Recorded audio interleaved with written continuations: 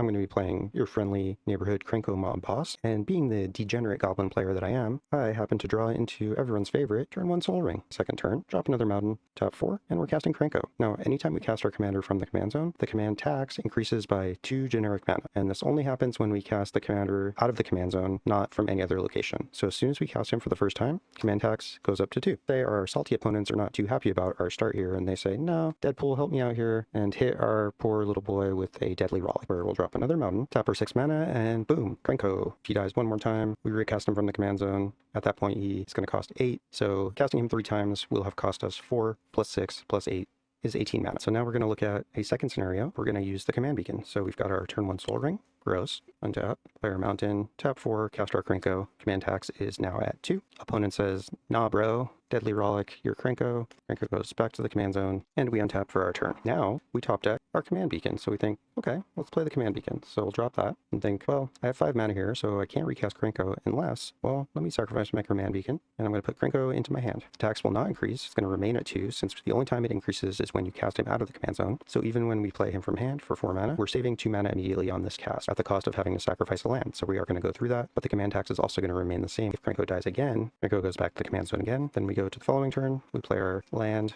we tap 6, and we cast Krenko. So we've cast Krenko 3 times in both scenarios. In the first scenario, we paid 4 plus 6 plus 8 is 18 total mana. In the second scenario, we paid 4 plus 4 plus 6, which is a total of 14 mana. So let's take a look at how this breaks down. Here's scenario 1, without a command beacon. First cast of the commander costs 4, and then 6, 8, 10, 12, and so on.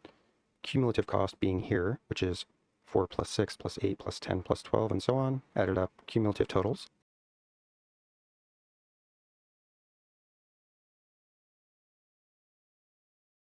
Since we're getting a 2 mana savings every time we cast our commander, once we've used the command beacon once, then the more times we're able to cast our commander over the course of the game, the greater the savings. And that will even offset the mana production hit that we take from sacrificing the command beacon, as you can see here. The first time I looked at command beacon, I thought like, okay, you're sacrificing a land to save 2 mana on your cast? That's not worth it. And then I realized, well, it's not just saving 2, right? Because yeah, the first time you recast it for 2 less, but then the following time you're also saving 2 mana because the tax didn't apply the time you cast it from your hand. And that's, I think, the part that a lot of people miss. It's really a 4 mana savings from using it the first time, and then it's also a 2 mana discount every subsequent time you play it compared to what you would have been paying. So those accrued savings have to be calculated when comparing the downside of having 1 less land for the entire course of the game. Hopefully this was enlightening for you. Let me know what you think. Do you like Command Beacon? Do you play it in your decks? I'd love to hear your thoughts. But thanks for watching. Matt from Surf City TCG, signing off.